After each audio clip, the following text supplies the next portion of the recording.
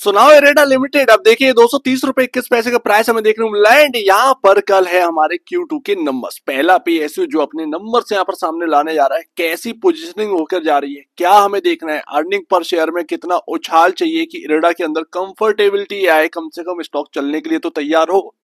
So basically अगर आप देखेंगे तो 2.5% के आसपास की तेजी हमें देखने को मिल रही है एरेडा के अंदर। ऐसा नहीं है कि कोई अंधाधुंध तेजी हो रही है, 10% या 15% की यहाँ पर तेजी देखने को मिल रही हो, ऐसा कुछ भी नहीं हो रहा है। बहुत ही संभल कर जा रहे हैं Q2 के टाइम। मार्केट देखिए कहां पर है, हायर साइड से टूट गया, 1% के आसपास निफ्टी ऊपर था। एंड शाम होते होते ये आपके सामने क्लोजिंग का टाइम है, माइनस में जा रहा है। लेकिन हमारा एरेडा जो है वो एक है तेजी के साथ क्लोजिंग हो रही है।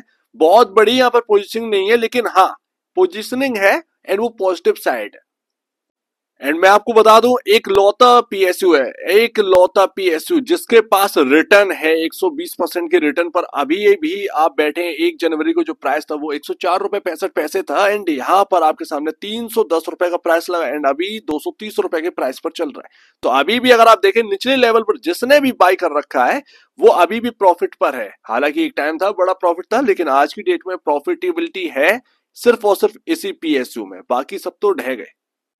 एंड अब देखते हैं जरा म्यूचुअल फंड का डेटा आ रहा है, थोड़ा सा इसको भी देख लेते हैं। तो म्यूचुअल फंड ने सितंबर के महीने में क्या किया, कुछ नहीं किया। एचडीएफसी मल्टी कैप फंड ने कुछ नहीं किया, जो शेयर्स थे पहले वही शेयर्स हैं।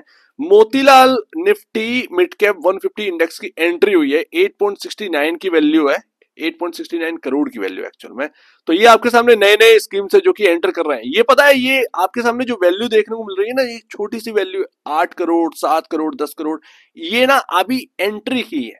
इनको जैसे कंफर्ट मिलेगा ना स्टॉक के अंदर, ये बाइंग स्टार्ट कर देंगे म्यूचुअल फंड।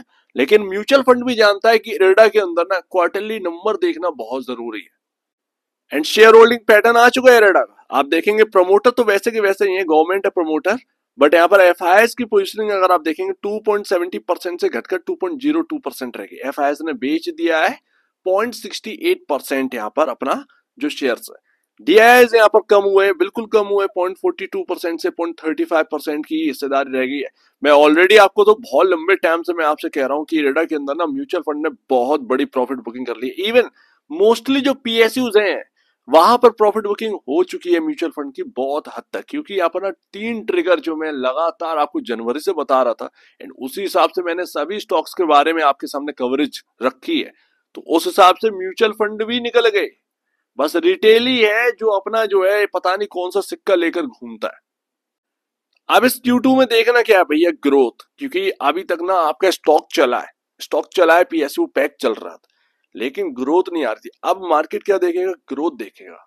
ये नहीं कि आपके नंबर्स आ रहे, नंबर्स ने अगर सिर्फ नंबर देखने होते, आप एक बात बताइए, सिर्फ नंबर देखने होते तो ऐसे ही चल जाओ भाई। तो यहाँ पर ना अब सारे ट्रिगर खत्म हो चुके, अब आ चुकी है बारी ग्रोथ की कि तुम कितना लेकर आ रहे हो। तो रेवेन्यू में कोई खास ग्रोथ नहीं है। अगर आप देखेंगे 1391 करोड़ से 1510 करोड़ हो गया था, जो कि कोई बहुत ज्यादा ग्रोथ नहीं है, सीधी सी बात है।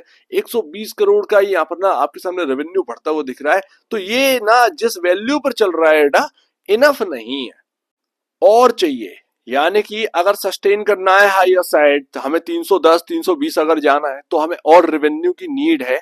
हम 120 करोड़ या 110 करोड़ के उछाल पर जो रेवेन्यू आ रहा है इतना इनफ नहीं है, स्टॉक बहुत चल चुका है। दैट्स वाई हायर साइड जाने के लिए हायर रेवेन्यू भी चाहिए।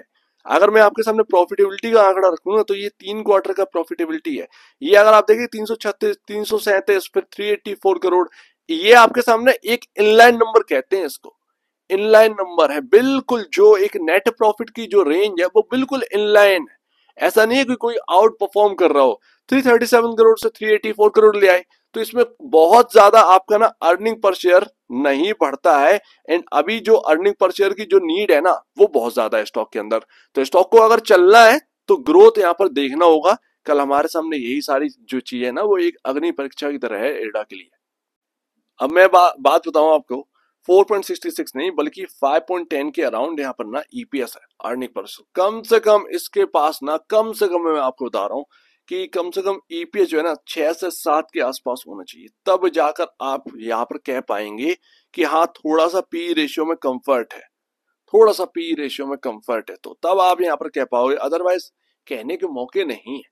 बात ये है, अब प्राइस टू बुक वैल्यू देखिए 6.80 टाइम, चल रहा है, तो वो थोड़ा ना अनएक्सपेक्टेबल चीजें हो गई हैं, बट एक्सपेक्टेड जो रिजल्ट हम कर रहे थे वो चीज अभी नहीं आई है। तो पॉजिटिव रहना है इस कंपनी के ऊपर, बट अभी जो है ना Q2 मोस्ट इंपॉर्टेंट है। कम से कम जो अर्निंग पर शेयर है ना वो 6 से 7 के आसपास होने ही चाहिए। और सच बताओ ना, 6 से 7 का जो मैं ईपीएस आपको बता रहा हूँ ना, ये भी बहुत कम है। देख लीजिए, कैलकुलेट कर लीजिए, डिवाइड कर लीजिए आप डिवाइड कर लो। आप डिवाइड कर लीजिए, इसका जो स्टॉक का भाव चल रहा है 231 चल रहा है ना, आप डिवाइड करके देख लीजिए, समझ में आ जाए कितना पी रेशियो निकल कर आ रहा है। फिलहाल एक चैनल में चल रहा था ये स्टॉक, अभी भी इसने चैनल को ग्रैब नहीं किया है।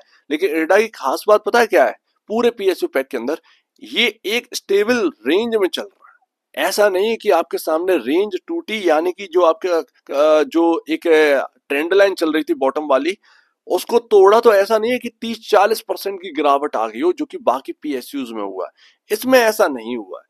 क्या ये Q2 हेल्प करेंगे इस ट्रेंड लाइन के ऊपर निकलने में? अगर निकल जाते तो ये बहुत पॉजिटिव होता है। लेकिन अगर ये Q2 के अंदर भी ग्रोथ नहीं आती है, ग्रोथ मिस रहती है, तो फिर यहाँ पर ना मजा नहीं आया। ऐसे में आप जो है चल चुके हैं, प्रॉफिट टेकिंग हो सकती है। एंड लास्ट तो देखिए यहाँ पर हो क्या रहा है, आपका 50 डेमा में आप स्टक हैं एंड 100 डेमा के ऊपर आप आ चुके हैं। बस ये कहानी है अभी।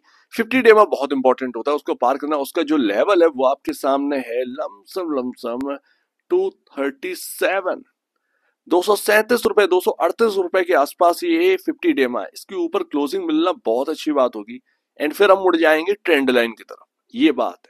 लेकिन यहां से अगर गिरावट आई तो अच्छी खासी गिरावट भी आती है 50 डेमा के आसपास से। अगर आप क्रॉस नहीं कर पाते हैं तो फिर सीधा यहाँ पर जो है ना एक डाउन साइड देखनी पड़ती है।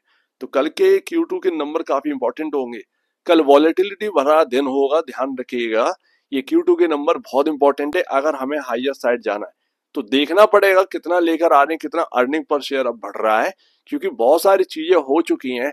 एंड यहाँ पर स्टॉक ना बाकी पीएसयू कंपैरिजन काफी बेहतर अभी तक करता आया है, बट Q2 के क्या फर्क पड़ने वाला है इसके ऊपर, ये देखना जरूरी है। तो ध्यान रखिएगा, बहुत ज्यादा क्वांटिटी मत खरीदेगा अभी Q2 से पहले।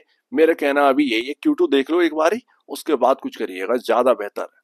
तो एक बार निवेश से पहले या बेचने से पहले अपने ब्रोकर एडवाइस से जरूर सलाह लीजिए। खुद की स्टडी करिएगा, उससे बेहतर कुछ भी नहीं। खुद की स्टडी मस्ट है तो आप दीजिए, वीडियो देखिए वो तो धन्यवाद दोस्तों।